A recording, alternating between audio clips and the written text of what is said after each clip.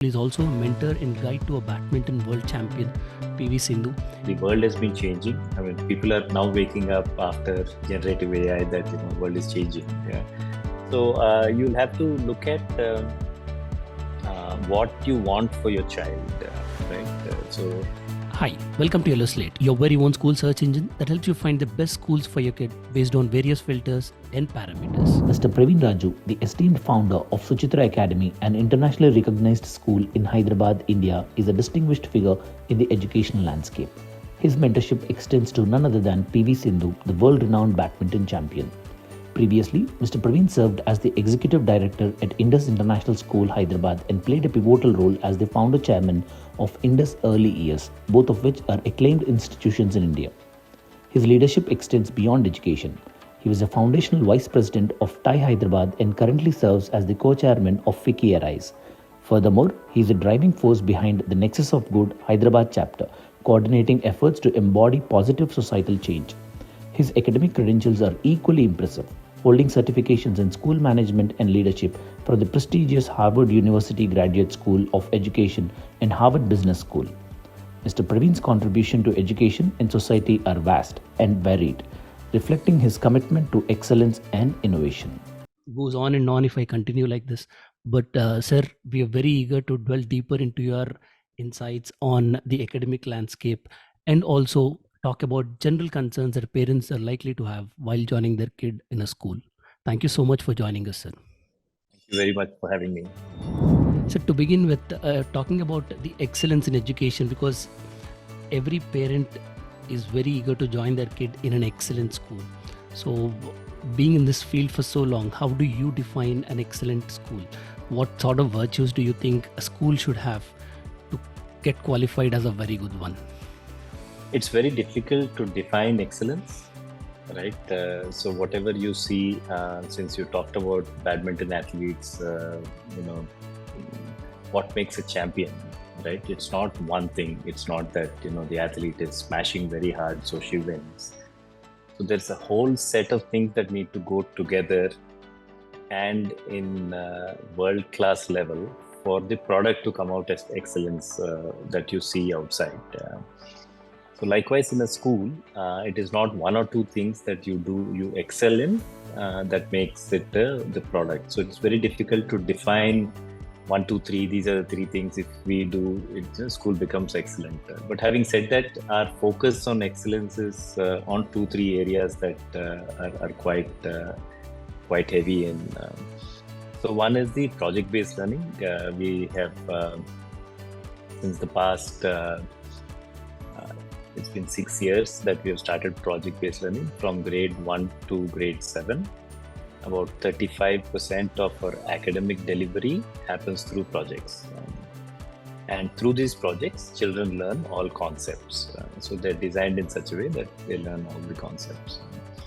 So the reason why we started project-based learning also was that, the world has been changing. I mean, people are now waking up after generative AI that, the world is changing. Yeah.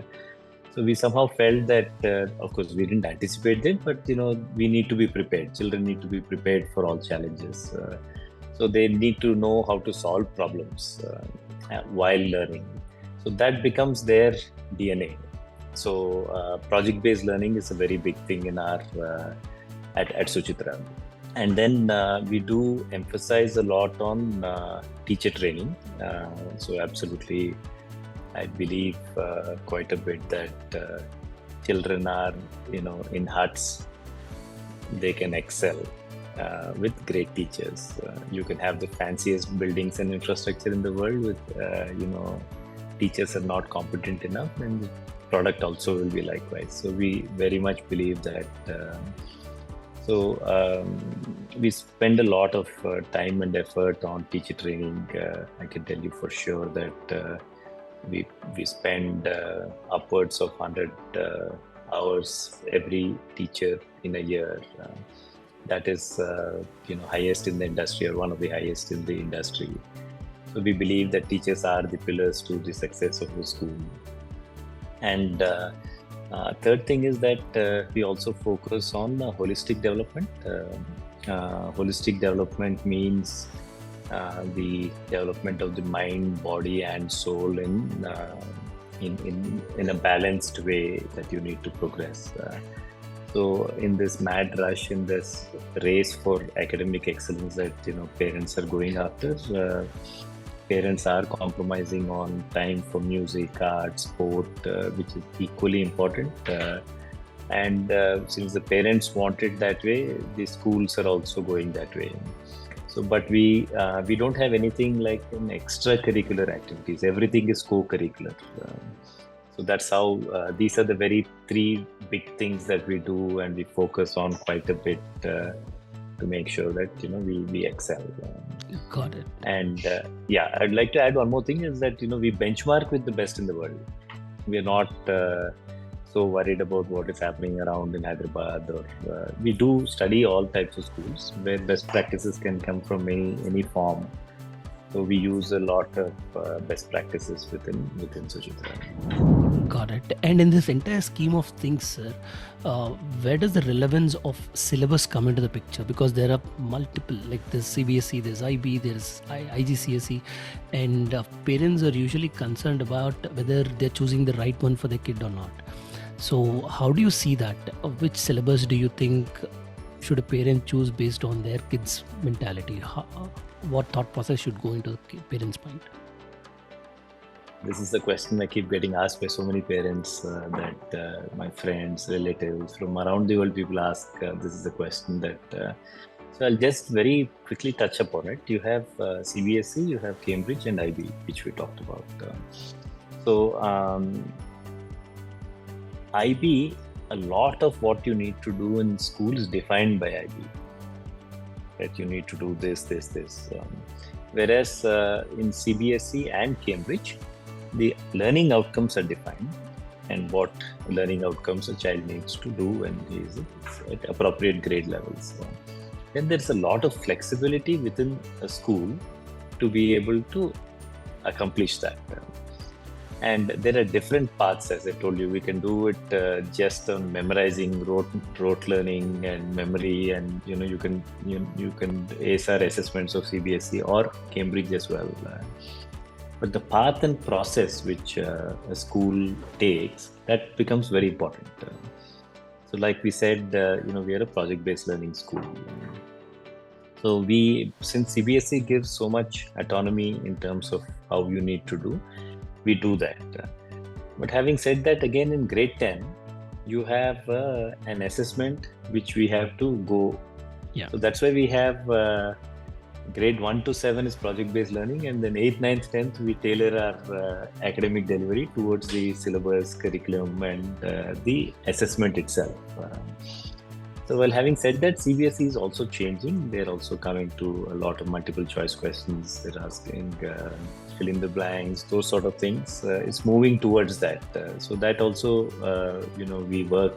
I also am co-chair of an organization called Wiki Arise. We work very closely with the government, and we worked with CBSE in particular, and we designed how assessment should move. CBSE assessment should move. Taking into best practices from IB and Cambridge. So CBSE is going, but CBSE is such a massive 30,000 schools, and it's not easy to change. And the intent of CBSE is very nice. It's heartening to see some of the, as a quasi-government enterprise being, so proactive in the way things are done there. So they're moving towards that. In Cambridge, you have about 30% of your assessment itself is application oriented. So when your assessment itself is application oriented, we move to teach children that in the concepts you learn, how do you use it? Right. So that is how Cambridge is delivered. Cambridge is also changing, moving quite aggressively. Then IB is, you start with unit of inquiry system with the PYP. Then, that's very, very prescriptive. It's a beautiful curriculum, absolutely no doubt about it. But when the curriculum, the way it is designed, if you don't have highly qualified teachers, then it becomes very difficult to administer an IB. You have to, if you are wanting to go to an IB school, you will have to see the track record of a school, that how it was able to deliver IB, and the quality of teachers and teacher training.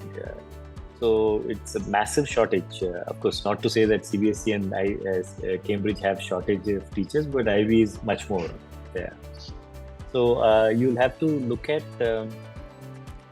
what you want for your child, right? So if you're looking at just rote memory and clearing your exams or acing your exams, then it's one path you take. But in this world which is changing so dramatically, and if you stick to that, our children will be at loss. So you'll have to ensure that a school is providing a happy and conducive environment. Happy environment, learning is happening, and it's happening for life. It's not about your marks or your how you're performing. So whatever you're learning is for life, and this really deep learning. And then holistic education in the true sense is a school providing a child is able to just picture this, that your child is going to go out there. Maybe he's starting his own company, maybe he's working for somebody multinational, whatever may be the profession he or she chooses. So will he be able to stand this changing world, will be able to overcome this changing world and lead himself or herself better? So that should be the first question that you ask. So based on that, you'll have to come to a school which fits your understanding, and then take a choice on which school to go. Got it. And so while talking about the excellence in education and also about the syllabus, you've laid enough emphasis on the importance of teachers and quality teaching. Being in this position where you have a say in taking some teachers on board, what sort of virtues do you usually look out for while taking a teacher on board? Today, number of teachers is in abundance, right? But the quality of teachers, with B.Ed degrees, you'll have hundreds of thousands of teachers out there. But the teachers, the quality of the B.Ed the output is not up to the mark. Unlike if you take about 25-30 years ago, where teachers were very stable in terms of, you would see teachers typically 15 years, 20 years, a whole bunch of teachers in a school. That's not happening today. So first you need to understand that the teacher fits into the culture of the organization, and B, whether the teacher fits into the value system of the organization, right? So we personally, I can speak for ourselves, we are a very values driven organization. So if teachers have some issues with integrity or honesty or some of these values, that is a strict no-no, if whatever may be the case in terms of the quality of the teacher. And then of course the subject itself, we have a very rigorous 3-4 step intake of a teacher, interviews, class demos, lot of things. We have multiple people in interview, and when they fit in this bill, they're in the ethos, values, and the way we are conducting ourselves, right? The way if it's a very academic oriented, hardcore academic school, it's not the place where we are. We believe that whole education will lead to academic excellence, and that's how our results also have shown that this whole education has led to academic excellence. So yeah, as I said, values, culture, and how they fit into the organization in the way we do things. Great. And speaking about one of the important jargons that a lot of parents have questions and concerns about is NEP. What is it that a parent should know about it, and how is CBSE going to be different after NEP has come into the picture? Okay, NEP is something which is not going to come, what is defined in NEP will not happen in a school overnight. A lot of beautiful things have been done in the NEP. okay, let's say it's now NEP is 2020, right? So now the government of India has said your age of 6 years has to be compulsory entering into grade 1. Grade 1, yeah. It took 3-4 years to get there. The beauty about the NEP is very similar to what we believe in at Suchitra, is that school education should be about everything. So let's say that I'm very good at vocation, right? A vocational. So earlier we've had some attempts on vocational education as a subject itself, which never took off. So vocationalization of education is what we need. So if a child wants to take a path of going to a factory, let's say, that wants to work, passion is manufacturing, passion is doing things. So that's the path he can choose very early on. And vocation, the subject choices get easier, and then you can directly go to vocational training institution. And if you want to choose to go to an engineering degree, you can take that path as well. So this has been done very beautifully in Switzerland, Australia, and Germany, right? We can't have everybody as engineers, right? So our system needs so many things to do. I know so many engineers who come, who take up such jobs which their education doesn't, they're okay to do accounting, they're doing office admin, they're okay to do driving, they're okay to do so many things. Why are we failing there? Because this concept of NEP, these concepts, these pathways were not available for them. If these pathways are available, so if you're okay, I'll tell you, you talked about our badminton academy, right? So we started about, now it's going to be 6.5 years we started. From 6.5 years to now, the salaries of coaches have gone from, I think, nearly 5 times what it was that time. 6 years, 7 years, 5 times is a massive change. Likewise, every sector is having this opportunity, right? So you cannot expect guys to go to engineering, passion for sports, do your engineering, then come back and do something in sport. Or you have a passion for something else, music, and you're doing engineering and then you want to come back to music. So all pathways should be available. And that is something which is fascinating, that India is attempting this. And even in our engineering colleges, they're going to be giving so much flexibility, like in the US, that you do your core subjects. After that, you can do whatever you want. That you have you are doing engineering, but you also love music. You also love entrepreneurship or business. You can pursue those things as well. So government has beautifully thought about the holistic education of a child, and that we talked about the higher end, right? I mean, the higher classes, but now it has given such value and importance for pre-primary education. That is fantastic. The emphasis on pre-primary education, the importance that 80%, 90% of the brain development happens before the age of 6. And if we neglect that, then everything else is a foundation. That acts as a foundation. Everything else builds on that. So that's why it's very important to integrate pre-primary into the mainstream education system. So I think that is another very beautiful thing that is coming. Since we are a very diverse country, this the inequalities in the teaching levels within CBSE schools also can be very high. So it cannot be that CBSE, overnight says, okay, this is the way we go, let's start. So they have, even the secretary at that time, Ms. Anita Karwal, had mentioned that, it's a 10-year process for us to implement this NEP, and rightly so. And a lot of these things have reflected also in the NCERT and NCF as well.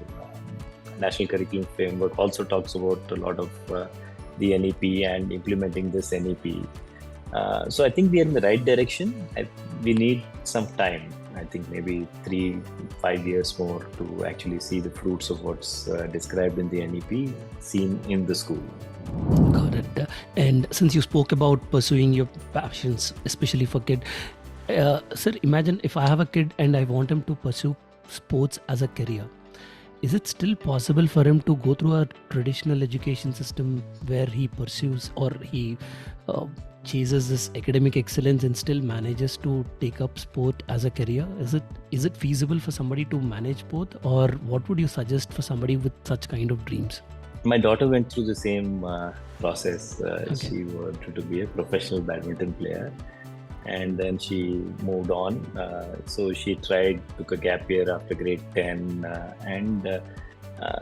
the most important thing is that education or sport should never be there. It should always be education and sport. There is a reason why in the US they don't allow you to leave school and enroll for an MBA or something like that, right? So even if you choose to go right after, you may be super excellent, that right after high school I want to join NBA. They say that that's your only chance. If you don't get in, we won't allow you for a period of time to come back. Yeah. So all the greats you see, Michael Jordan, Tiger Woods, all these guys have gone through school education, university education. So education is important because the life of an athlete ends at 30 or maybe 40. Right? And the progressive longevity that we're having so much, people are going to be living 100, 120 years as well. So we have to plan that way. We cannot just stick only to academics or only to sport. So as I said, with the NEP implementation, this vocational path if you take, then the subjects are lighter. Then if you see even in Cambridge, there is an option to take a certificate this is an extended program. So it's a tougher subject or the same subject in a lighter way. So they don't give you grades. The best you can do is, I think you can get C or something in Cambridge, and everything is below that. And so for an athlete, that's what my daughter took. So for an athlete, it allows you to pace yourself academically, and then you go back to your academics. So it's a right balance. So she finished her. She did from Suchitra. She's studying her undergrad in NYU, and she just a couple of days ago she got accepted to do her masters at Harvard. So the path of sport, you're not there in your life thinking back that I didn't do what I love to the fullest extent. So not all can become champions, right? Not everybody can become a champion. But I think the opportunity to pursue it is much more now. And people have options. I know 6 of my friends' kids are some of them, 2-3 of them are athletes, but the others are not athletes. They're doing against sports management itself. They will come back. They will be working in leagues, the IPLs or ISLs of the world. And tomorrow they're also big organizations. We are talking about billion-dollar corporations coming as these leagues. So they will need competent people who have actually studied sport management and are passionate about sports. They are the guys who are likely to be leading these leagues. So opportunities are tremendous now. Thank you very much, sir. A lot of these insights and the thoughts that you have shared will be of great help for parents who are looking for good schools and also considering sports as a career for their kids. And we look forward to meeting you once again in future and trying to get to know a lot more things about education and sports as a career. And we look forward for that meeting, sir. Due to constraint of time, we'll have to wind up today. But on behalf of all the parents, thank you very much for your time. Thank you very much. I appreciate it.